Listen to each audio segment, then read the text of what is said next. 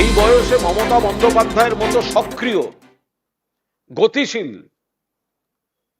কজন আছেন? আপনার দলে কজন আছেন? মমতা বন্দ্যোপাধ্যায় এভারগ্রিন। শুভেন্দু অধিকারী, তার ভাই দিব্যেন্দু অধিকারীও গতকাল গিয়েছে বিজেপি। তার বিজেপি পরিবারবাদ নিয়ে কথা বলবে? নরেন্দ্র মোদী, অমিত শাহ, শুভেন্দু অধিকারী, সৌমেন্দু অধিকারী, দিব্যেন্দু অধিকারী পরিবারবাদ নিয়ে কথা বলবে না ভারতীয় জনতা পার্টি?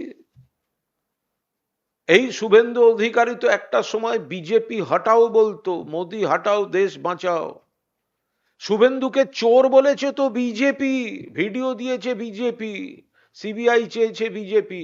সিবিআই যখন এফআইআর নেমড অভিযুক্ত করেছে শুভেন্দুকে গদ্দার, চোর, পালিয়ে গিয়েছে। কড়ায় গন্ডায় এর জবাব দেবে। খেজুরির মানুষ, পূর্ব মেদিনীপুরের মানুষ কড়ায় গন্ডায় এর জবাব দেবে। ফলে আমরা ওর এই অসভ্যতার, ও বেসিক্যালি অসভ্য, এবার এই ধরনের, দেখুন আমি কাউকে কোনো ছোট করছি না, কেউ কিছু আমাকে খারাপ ভাবে নেবেন না। কুকুর ভালো, কিন্তু রাস্তাঘাটে নেড়ি কুকুর যখন পাগল হয়ে যায় তখন তার আচরণে সেটা বোঝা যায়। আমি কাউকে কুকুর বলছি না, আমি জাস্ট বলছি রাস্তাঘাটে নেড়ি কুকুর যদি পাগল হয়ে যায় দেখবেন চাউনি পাল্টে যায়, আচমকা তেড়ে যায়, লাফিয়ে ওঠে, খ্যাঁক খ্যাঁক করে, কুকুরের অরিজিনাল আচরণ বিধি থেকে সরে যায়। তখন হয় চিকিৎসা দরকার, নইলে খোঁয়াড়ে নিয়ে গিয়ে রাখতে হয়।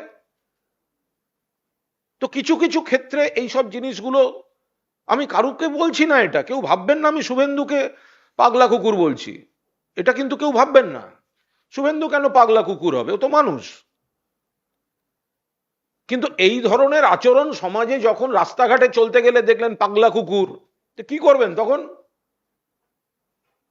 তখন ওই হ্যাট হ্যাট হুস হুস এইসব করতে হয়। তো খেজুরির মানুষ এই ধরনের অসভ্যতার কড়া জবাব আজ বিকেলে দিয়ে দেবেন, আর বাকিটা ভোটের বাক্সে।